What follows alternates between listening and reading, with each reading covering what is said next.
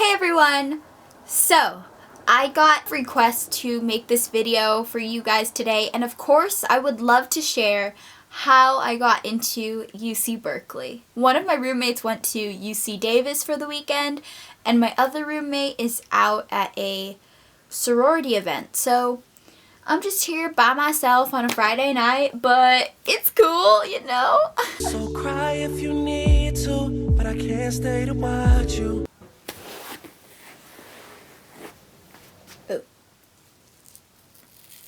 I went to the Berkeley Art Museum today. I love it there because, first of all, it's right across the street from the Starbucks, and then Berkeley students get in for free, so it's a win-win, really. So I went to a charter school, so not a public school. It was a very small school of about 400 students. I loved it. It was awesome. If you have the opportunity to get into a charter school, especially one that's project-based, I would definitely consider that. It's amazing. You learn so much that you don't learn at a public school. But at the same time, you learn certain things at a public school that you don't learn at a charter school, so they sort of balance each other out. That's my background on all of that. I've been very much so involved in extracurriculars since a very young age because my mama, she threw me in almost anything that she could.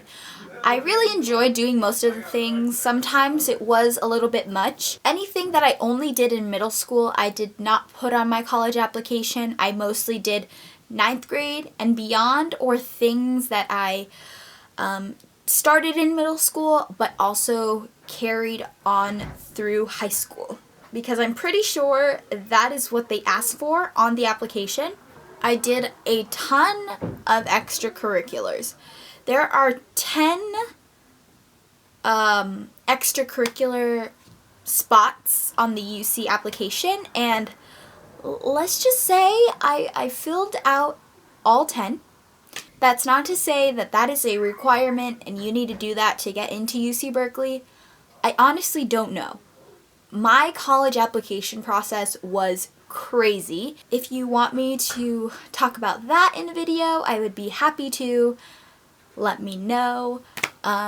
It was very unexpected. Everything was unexpected. So you truly don't know for sure unless you have like the best of everything. Then, you know, it's kind of a little bit more clear. But for most of us, you know, we're stronger in certain things than we are in others. So it's really honestly hard to tell. So yes, I filled out all 10 spots on the extracurriculars part. I have met a ton of people here that were like on the chair of some sort of organization in their clubs. So I've kind of found it a pattern that perhaps UC Berkeley really looks for people that were leading in high school in some way. For me personally, I was the secretary for my high school's Interact Club, which is a volunteer club. And then that following year, I was the president. So I don't know if that really played a big role in it, but I have met a ton of people that had a position on the board of like a high school club. So that might be something to think about, taking leadership in some sort of club, I don't know. Another thing about my extracurriculars is I have been a dancer since I was like 4 years old. I've done hula and Tahitian dancing since I was 4 years old, and then I did hip hop for like 3, maybe 4 years. And I did lots of competitions for those extracurricular activities, and I placed a lot, so I was able to show that on my application. I don't know if that really makes a difference. I'm just trying to share that with you. That was something that was very prominent in terms of like awards and achievements, sorry. There is a place for academic awards, and my school never gave any of those out. so I never could even receive any of those, so I didn't have any of that. But if you do, that would probably be good and great. My charter school did not give out APs.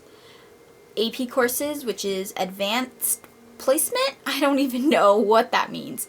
That was not available to me. So they're not going to penalize you if you did not have access to an AP course. So don't be worried about that. If you do have access to AP courses, I would recommend taking those. The girls and boys that I've met here that did go to public schools, pretty much all of them took AP courses. So it really seems like that is also something that goes into the application process that would be kind of important. So if you can take those and you really think you can do well, take them. My SAT scores were not particularly high. I guess we can just kind of jump into that now. Let's see. I don't want to give you the exact number, but I will give you a range. So somewhere in between there is where my SAT score is. Another thing to note is I think they've changed the SAT grading or numbering system. So I guess you could just kind of convert mine, like Google it and see what my range of SAT scores how that would equate to your new updated SAT scores, because I'm pretty sure that's a thing now. I don't know. I had between a 1620 and a 1720. So somewhere along there is my SAT score, which is above average. Average is about 1500, like in the 1500s. So it was above average, but it was not like up there. You know what I'm saying? Yeah. It was just a little bit above average. But yeah, no, nothing impressive. So in terms of grades, I did have above a 4.0. I took all the honors courses that I could. No, I didn't take math honors, but I took every other honors course that I possibly could. So I ended up with a 4.3 GPA, I think, which was like one of the highest you could possibly get. I know that good grades are a pretty big deal when applying. 4.0 is good. 3.9 I think is pretty good. Maybe a 3.8. I'm not the college admissions office, so I don't know. But I do know that good grades is a big thing around here. I think the last major component would be the essays. I did submit both essays, obviously. I felt like they were very unique, not only to myself, but in general. I did one essay on my hula and Tahitian dancing because that is a huge part of my life. And I feel very, very passionate about what I do in terms of that. And I think that really reflected in my essay. The second one, I can't even remember what I wrote about, honestly. I had a couple people critique them. They were very personal to me, so I was kind of hesitant to do so. But at least 3 people critiqued each of my essays, and I was pretty proud of those essays. I thought they were good, and they were a very good reflection of me. I hope that you guys have access to critique. I think that is a huge part of any essay, really. Getting other people's perspective, because sometimes you don't see something that someone else will. And it's just good to kind of hear it, even if you don't want to change it.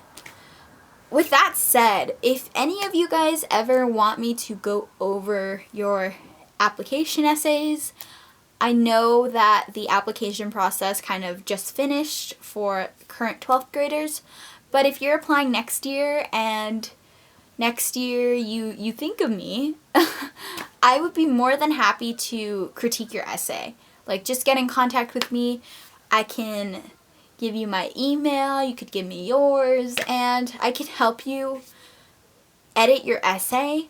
I would love to. Doesn't even have to be to UC Berkeley, because if you don't have access to that, I would want you to have access to a good critique.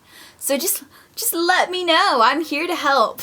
Seriously. And if you guys have any questions, just comment down below on this video and I would be more than happy to answer them. If you want me to once again make my video on like my results to other colleges, I would love to make that video as well. I think that might be helpful for you all to determine, I don't know, I think it would be helpful maybe. Yeah, I think I've covered everything, I'm pretty sure. I did not submit my ACT scores, I only took it one time. I did okay, but I did better on the SAT, so yeah, if you're wondering about that. So I hope you guys enjoyed this video. Please thumbs it up if you enjoyed it. Comment down below, subscribe to my channel if you haven't already, and I will see you guys in my next video. Bye! As I see as I get older.